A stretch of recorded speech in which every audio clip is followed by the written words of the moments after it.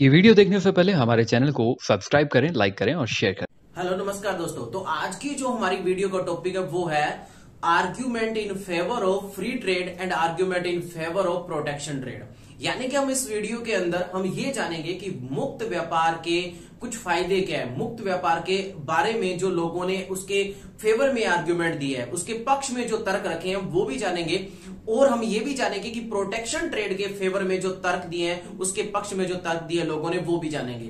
तो सबसे पहले हम आज जानते हैं कि जो फ्री ट्रेड के बारे में लोगों ने क्या कहा है। हमने इससे पिछली वीडियो में ये जान लिया था कि फ्री ट्रेड होता क्या है और प्रोटेक्शन ट्रेड होता क्या है। अगर किसी ने वो वीडियो नहीं देखी तो पहले वो जरूर देखना ताकि ये वीडियो अच्छे से क्लियर हो जाए। तो शुरू करते हैं अपनी ये वीडियो।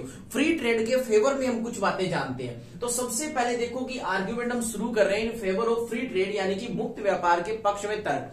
तो पहला optimum utilisation of world resources, कि भाई फ्री ट्रेड के अंदर अगर हम फ्री ट्रेड से डील कर रहे हैं ना, सारी कंट्री डील कर रही है, कोई कंट्री डील कर रही है, तो उससे क्या होता है, विश्व के उत्पत्ति साधनों का अनुकूलतम उपयोग होता है। कैसे कि अगर मान लो पूरा जो वर्ल्ड है वो हमारा फ्री ट्रेड से डील कर रहा है, तो फ्री ट्रेड से डील कर रहा है यानी कि एक कंट्री दूसरी कंट्री के अंदर अपने गुड्स बेच सकती है, दूसरी कंट्री से खरीद सकती है। यही होता है फ्री ट्रेड के अंदर, बिल्कुल यही होता है। तो अगर ऐसा होता है, आसानी से ऐसा होता है, उनपे टैक्स नहीं लगाए जाते, रिस्ट्रिक्शन नहीं होती है, तो क्या होगा, तो उससे ये होगा कि जो कंट्री जिस काम के अंदर स्पेशलाइज है, जिस प्रोडक्ट को बनाने में, जिस गुड्स को बनाने में, जिस सर्विस को देने में स्पेशलाइज है, उन्हीं गुड्स उन्हीं सर्विसेज को वो करेगी। जब वो ऐसा करेगी, सारी कंट्री ही ऐसा ही काम करेगी, तो वर्ल्ड के जितने भी जो नेचुरल रिसोर्सेस है, ये सारे रिसोर्सेस है, उनका सही से उपयोग हो जाएगा, कोई भी रिसोर्स हमारा वेस्टेज नहीं जाएगा।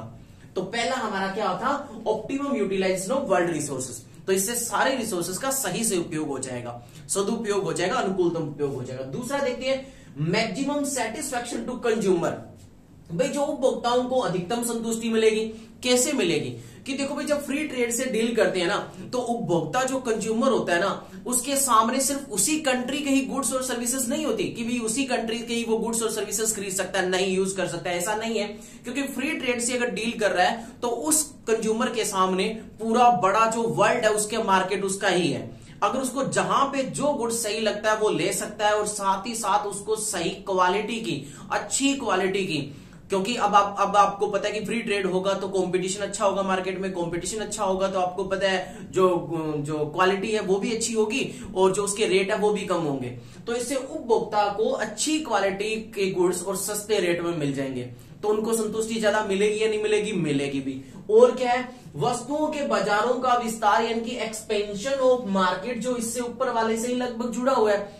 कैसे भाई एक्सपेंशन ऑफ मार्केट कैसे हो गया, एक मान लो हमारी कंट्री डील करती है प्रोटेक्शन ट्रेड से, यानी कि हमारी कंट्री क्या कर रही है, फ्री ट्रेड से डील नहीं कर रही है, हम हमारे देश के अंदर ही गुड्स और सर्विसेज बेच रहे हैं, हमारे देश के अंदर वाले खरीद रहे हैं, बेच रहे हैं, बाहर वालों से ना खरीद रहे ना बेच रहे। तो इससे क्या होगा कि हमारे सामने जो हमारे देश के गुड्स है वो ही हम खरीद सकते हैं। मान लो मैं एक एग्जांपल देता हूं कि अपने को टीवी खरीदना है, फ्रिज खरीदना है, तो जो हमारी कंट्री की जो कंपनीज है जो बना रहे हैं हम वो ही खरीद सकते हैं, हमारे सामने वही मार्केट है, वही ऑप्शन है, उसके अलावा कोई ऑप्शन नहीं है।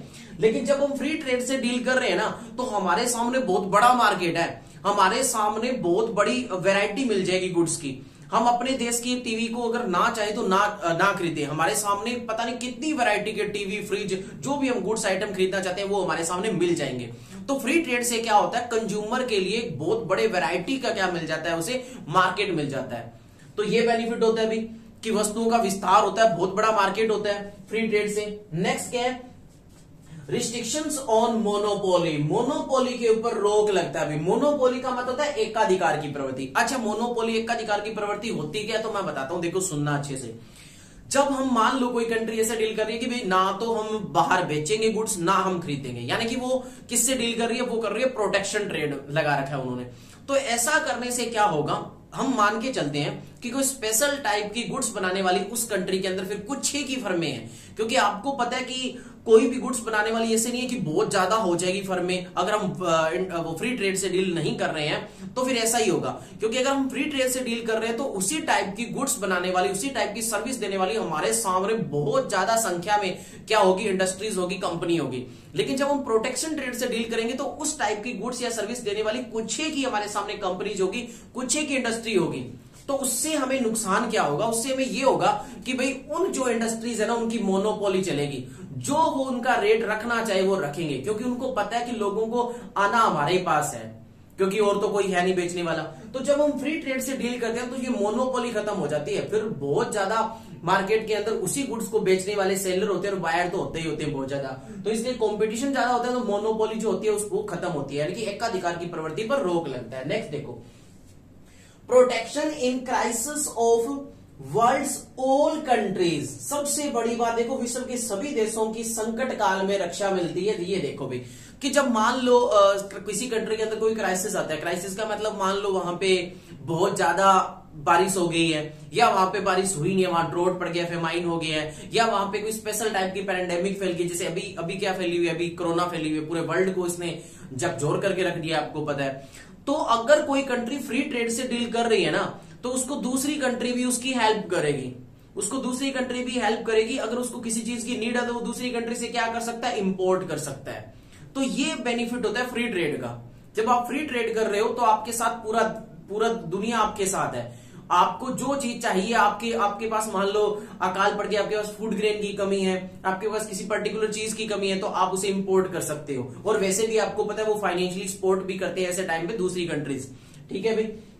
और क्या होता है, म्यूचुअल कोऑपरेशन, राष्ट्रों में सद्भावना और सहयोग। लास्ट पॉइंट आई थिंक आपको प्रॉपर विजिबल नहीं हो रहा होगा, मैं बता देता हूं। म्यूचुअल कोऑपरेशन लिखा है। म्यूचुअल कोऑपरेशन का मतलब क्या था, राष्ट्रों में सद्भावना और सहयोग। कि जब वो फ्री ट्रेड डील करते हैं ना, कोई भी कंट्री जब फ्री ट्रेड के साथ डील कर रही है, तो कोई भी देश दूसरे देश के साथ ईर्ष्या या द्वेष नहीं रखेगा। यानी कि वो उससे ऐसी भावना नहीं रखेगा कि भाई ये नहीं आगे बढ़ना चाहिए, क्योंकि उसे पता है कि भाई ये आगे बढ़ेगा तो हमें भी बेनिफिट होगा, क्योंकि ये हमारे साथ डील कर रहा है, ये हमें गुड्स और सर्विसेज बेच रहा है। तो जो लड़ाई झगड़े की भावना होती है ना कंट्रीज के अंदर, वो कम होती है जब वो फ्री ट्रेड से डील कर रहे हैं। अब आपको पता है चाइना वाले पहले, अब चाइना वाले तो खैर पंगे लेते रहते हैं, आपको पता है, लेकिन चाइना वालों के अपनी जो कंट्री है वो बहुत बड़ी, चाइना की एक इंपोर्टर कंट्री थी। हमारे यहाँ पे बहुत ज्यादा गुड्स उनके खरीदे जाते थे, तो चाइना का अपना हब था। लेकिन चाइना ने जैसे ही पंगा लिया तो हमने वो बैन कर दिया, हमने उनकी जो गुड्स है उनको थोड़ा क्या कर दिया, बैन कर दिया, हमने उनको खरीदना कम कर दिया। तो इसलिए चाइना को कितना बड़ा नुकसान हो रहा है। तो फ्री ट्रेड अगर करती है ना कोई कंट्री, तो एक कोऑपरेशन क्रिएट होता है उनके बीच में, सद्भावना क्रिएट होती है। वो समझती है कि यार इस कंट्री के बिना हम कुछ नहीं है, ये हमें हेल्प कर रही है। क्या चाइना का मुद्दा ही अलग है, वो तो पता नहीं कैसी कंट्री है।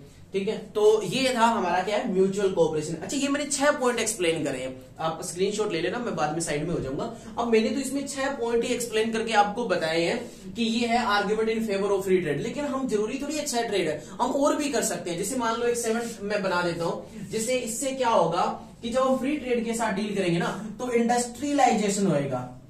इंडस्ट्रियलाइजेशन से क्या होता है, इंडस्ट्रियलाइजेशन से क्या होता है भाई, वो बताओ। इंडस्ट्रियलाइजेशन से ये होता है उद्योगीकरण, यानी कि उद्योगीकरण कैसे कि भाई अगर फ्री ट्रेड से डील कर रही है ना सारी कंट्रीज, तो वो क्या करेगी, जिस कंट्री के अंदर मान लो मशीन नहीं है तो वो दूसरी कंट्री से मशीन खरीद लेगा। जिन कंट्रीज के अंदर ऐसा है कि भाई मशीन से टेक्निक अच्छी है लेकिन वहां पे कच्चा माल नहीं है, तो वो दूसरी कंट्री से कच्चा माल खरीद लेगा। तो पूरे ओवरऑल वर्ल्ड के अंदर क्या हो जाएगा, इंडस्ट्रियलाइजेशन यानी कि उद्योगीकरण बढ़ेगा। और क्या कह सकते हैं, और हम एक पॉइंट और बना सकते हैं, जिसे मान लो एक पॉइंट मैं बोल देता हूं कि बेनिफिट ऑफ स्पेशलाइजेशन, कि स्पेशलाइजेशन का बेनिफिट मिलेगा। स्पेशलाइजेशन का कैसे भाई,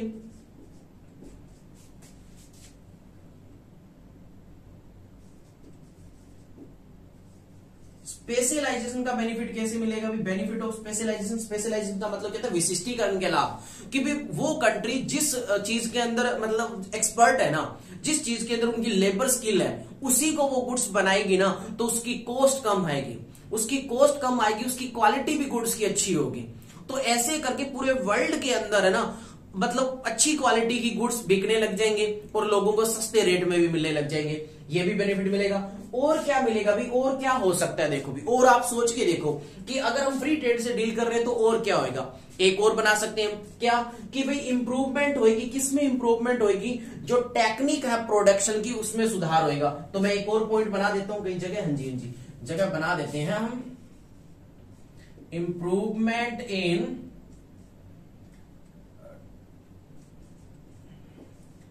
टेक्निक ऑफ प्रोडक्शन। प्रोडक्शन की जो टेक्निक है ना उसमें इंप्रूवमेंट होएगा। यानी कि उत्पादन की जो पद्धति है, तकनीक है, उसमें सुधार होएगा, बिल्कुल होएगा भी। कि फ्री ट्रेड से अगर हम इंगेज है तो जो डेवलपिंग कंट्रीज है जिनके पास अच्छी क्वालिटी की टेक्निक नहीं है, वो जो दूसरी कंट्रीज, डेवलप्ड कंट्रीज है, वहां से टेक्निक को क्या कर सकते हैं, खरीद सकते हैं, बाय कर सकते हैं, जिससे वहां पर भी क्या होगा, सुधार होगा। वो भी अपनी वहां पे अप टू डेट कर सकते हैं अपनी प्रोडक्शन को, जो ट्रेडिशनल मेथड से करते आ रहे हैं उसको चेंज कर सकते हैं। तो ये कुछ बेनिफिट होते हैं, ये हमने फेवर में देख लिया फ्री ट्रेड के। अब हम फेवर में जानते हैं argument in favour of protection trade, यानी कि जो संरक्षण व्यापार की नीति होती है, यानी कि संरक्षण लगाना, कंट्रोल करना, रिस्ट्रिक्शन लगाना, उसके फेवर में कुछ बातें जानते हैं। तो पहला देखो, इन्फेंट इंडस्ट्री प्रोटेक्शन कि पहला क्या, प्रोटेक्शन, सॉरी, कि ये बोलते हैं कि भाई अगर हमें प्रोटेक्शन ट्रेड हमें क्यों करना पड़ता है, कि जब हमें जो शिशु उद्योगों की रक्षा करनी है। शिशु उद्योगों की रक्षा का मतलब ये नहीं जहां पे बच्चों को पाला जाता हो, इसका मतलब ये कि ऐसे इंडस्ट्री जो अभी अभी बने हैं, जो डेवलप नहीं हुए हैं, उनकी अगर हमें रक्षा करनी हो डेवलप्ड कंट्री के इंडस्ट्रीज से, तो हमें प्रोटेक्शन ट्रेड का सहारा लेना पड़ेगा, अदरवाइज वो ठप हो जाएंगे, वो नहीं चल पाएंगे, वो सामना नहीं कर पाएंगे कंपटीशन का। किसके कंपटीशन का, जो डेवलप्ड कंट्रीज के जो इंडस्ट्रीज है, जो कंपनीज है, उनका, मल्टीनेशनल कंपनीज वगैरह होती है, उनका वो सामना नहीं कर पाएंगे। ये जो इन्फेंट इंडस्ट्री के बारे में सबसे पहले किसने बोला, तो ये अमेरिका के हैमिल्टन ने बोला। उसके बाद यूरोप के एक व्यक्ति थे जिनका नाम था फ्रेडरिक कुछ करके, फ्रेडरिक लिस्ट नाम से कुछ था, फ्रेडरिक लिस्ट करके, तो उन्होंने भी इसके बारे में बोला कि भाई इन्फेंट इंडस्ट्री का अगर हमें बचाना है तो हमें प्रोडक्शन ट्रेड का सहारा लेना पड़ेगा। सबसे पहले किसने बोला, हैमिल्टन ने। तो आज इसका आपको पता है हर एक कंट्री इसका सहारा लेते हैं, देख लिया। दूसरा है होम मार्केट आर्ग्यूमेंट, कि अगर होम मार्केट आर्ग्यूमेंट का मतलब क्या होता है, स्वदेशी बाजार का तर्क। स्वदेशी बाजार यानी कि अपने सुनते हैं ना कि स्वदेशी अपनाओ, अपने देश की चीजों का यूज करो, ताकि अपने देश का चीजों की यूज करेंगे तो अपना पैसा देश के अंदर रहेगा, देश के अंदर रहेगा, देश की तरक्की होगी। तो अगर ये आर्ग्यूमेंट अगर हम देखना है, हमें ये देखना है कि हमारे देश के गुड्स ज्यादा बिके, हमारे देश की सर्विसेज ज्यादा चले, ताकि हमारे लोगों के पास पैसा आए और हमारी ग्रोथ और डेवलपमेंट हो, तो हमें किसका सहारा लेना पड़ेगा, हमें सहारा लेना पड़ेगा प्रोटेक्शन ट्रेड का। ठीक है भाई। नेक्स्ट देखो, नेशनल नेचुरल रिसोर्सेज एक्सप्लॉइटेशन होता है, उसके ये आर्ग्यूमेंट है। कैसे, कि भाई आपको पता है कि जब फ्री ट्रेड के साथ डील किया जाता है ना, तो कुछ जो विकासशील जो देश होते हैं, डेवलपिंग कंट्रीज होते हैं, उनका कच्चा माल कौन खरीद लेते हैं, विकसित जो डेवलप्ड कंट्रीज होते हैं वो खरीद लेते हैं, वो उनका खरीदते हैं कच्चा माल और तैयार करके बेचते हैं। तो ऐसे करके उनका जो इस फ्री ट्रेड के चक्कर में उनका जो नेचुरल रिसोर्सेज है वो बहुत ज्यादा एक्सप्लॉइट हो जाता है, वो खत्म हो जाता है। आगे फ्यूचर में उसकी मतलब फ्यूचर में उनकी क्वांटिटी बहुत कम हो जाती है, वो बचेगा नहीं। तो इससे ये नुकसान होता है अगर हम फ्री ट्रेड से डील करते हैं, तो नेचुरल रिसोर्सेज जो होते हैं हमारे वो खत्म हो जाएंगे। तो उनको बचाना है तो हमें एकमात्र सहारा लेना पड़ेगा, प्रोटेक्शन लगाना पड़ेगा फिर। ठीक है भाई। नेक्स्ट क्या है, keep money at home. Keep money at home ये बोला था अमेरिका के राष्ट्रपति अब्राहम लिंकन ने, इसका यूज किया था सबसे पहले। उन्होंने बताया था कि अगर हमें देश का पैसा देश में रखना है तो हमें क्या करना पड़ेगा, हमें अपने आयात पे यानी कि इंपोर्ट पे हमें कंट्रोल करना पड़ेगा। अगर हमारा इंपोर्ट कम होएगा तो हमारे देश के पैसे देश के अंदर रहेंगे। तो ये भी है कि अगर हमें देश का पैसा देश में रखना हो तो हमें क्या करना पड़ेगा, इंपोर्ट कम करना पड़ेगा। तो इंपोर्ट कम कैसे होगा, हमें प्रोटेक्शन ट्रेड में जाना पड़ेगा, यानी कि हम रिस्ट्रिक्शन लगा देंगे। रिस्ट्रिक्शन लगाएंगे तो जो दूसरे गुड्स है वो हमारे देश में महंगे हो जाएंगे, वो बिकेंगे नहीं तो अपने आप ही कंट्रोल हो गया। ठीक है भाई। डंपिंग आर्ग्यूमेंट, डंपिंग को हिंदी में बोलते हैं राशि पतन। अच्छा, ये क्या चीज होती है, मैंने पीछे की वीडियो में 2-3 में बता चुका हूं डंपिंग, क्योंकि लगभग हर एक में आता ही है। इंटरनेशनल ट्रेड अगर आप पढ़ रहे हो, इकोनॉमिक्स पढ़ रहे हो, तो डंपिंग बार बार सुनने को मिलेगा। तो डंपिंग का मतलब होता है राशि पतन। राशि पतन को हिंदी में बता दिए। तो वैसे होता क्या है कि जब डेवलप्ड कंट्रीज होती है, जो इंडस्ट्रीज डेवलप्ड होती है, वो कई बार क्या करती है कि जो उसको पता है ना कि ये मार्केट कमजोर है, यहाँ की जो कंट्रीज है उसकी जो इंडस्ट्रीज है ना वो अभी इतने डेवलप नहीं है, तो वो उस मार्केट पर कब्जा करने के लिए, अपना आधिपत्य जमाने के लिए वो डेवलप्ड कंट्रीज की इंडस्ट्री वाले क्या करेंगे, कॉस्ट से कम रेट पर भी गुड्स और सर्विसेज को देना शुरू कर देंगे। जब कॉस्ट से कम रेट में देंगे तो लोग क्या होंगे, वहां के अट्रैक्टिव होंगे कि भाई इनके गुड्स बहुत ज्यादा सस्ते हैं, हमें यही खरीदना चाहिए। तो ऐसी सोच में क्या होगा, वो मार्केट पे कब्जा कर लेंगे, एक बार कॉस्ट से कम में बेच देंगे, और जो सामने वाली कंट्री वाले वो बेचारे कॉस्ट से कम में बेच नहीं पाएंगे, तो ऐसे करके वो मार्केट पे आधिपत्य कर लेंगे। तो इस कंडीशन से अगर किसी डेवलपिंग कंट्री को बचना है तो एकमात्र सहारा है प्रोटेक्शन करना पड़ेगा, उसे प्रोटेक्शन ट्रेड में जाना पड़ेगा। और क्या है, improvement in balance of trade argument, यानी कि व्यापार संतुलन का तर्क। व्यापार संतुलन क्या होता है ये अच्छे से मैं अलग से टॉपिक है आपकी बुक का, तो अलग से मैं करवाऊंगा, लेकिन अभी मैं शॉर्ट में बता देता हूं कि अगर बैलेंस ऑफ ट्रेड किसी कंट्री के फेवर में नहीं होता, उसका सही नहीं होता, यानी कि उसके इंपोर्ट ज्यादा होते हैं एज कंपैरेटिव टू एक्सपोर्ट, तो उसे अगर इंपोर्ट पे कंट्रोल करना है तो उसे क्या करना पड़ेगा, एक मात्र उसे सारा, फिर एक मात्र तो नहीं है लेकिन उसमें से एक उसको काम करना पड़ेगा प्रोटेक्शन ट्रेड, कि अगर इंपोर्ट कम करना है तो उनके ऊपर वो क्या करेगा, टैक्स की रेट बढ़ा देगा, उन पे रिस्ट्रिक्शन ज्यादा लगानी शुरू कर देगा, जिससे उसके इंपोर्ट क्या हो जाएंगे, कम हो जाएंगे। तो आई होप आपको ये अच्छे से समझ में आ गया होगा कि argument in favour of free trade और argument in favour of protection trade. तो मिलते हैं एक नई वीडियो में नए टॉपिक के साथ, आप स्क्रीनशॉट ले सकते हो दोस्तों, ताकि ये आपको नोट्स मिल जाएगा। जय हिंद, जय भारत।